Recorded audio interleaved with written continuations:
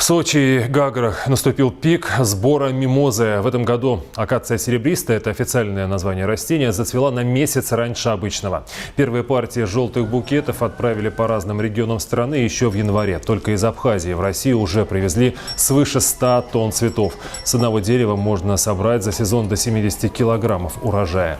В целом мимоза довольно неприхотлива, но все же, чтобы эти символы тепла и солнца доехали в целости и сохранности, садоводы соблюдают правила. Например, укладывают цветы в коробки с хорошей вентиляцией. В данном случае только начинает распускать. Если его мы отправим в процессе поездки в дальние края, вот эти бутончики расцветут и будут пушистыми. Если мы сорвем сразу пушистые, то все цветы опадут и до потребителя дойдут просто голые веточки.